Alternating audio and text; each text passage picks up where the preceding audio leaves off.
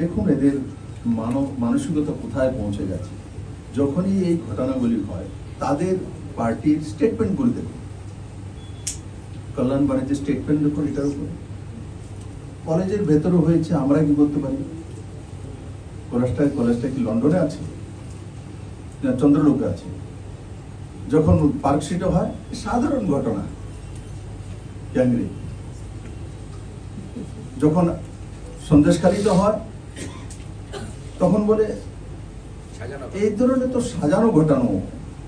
আরজিকের হয়, যারা আন্দোলন করতে গিয়েছে এদেরকে বলছে ঠ্যাং ভেঙে দেব। এই কথাগুলোর কারণেই এই ধরনের ক্রিমিনালরা প্রশ্রয় পায়।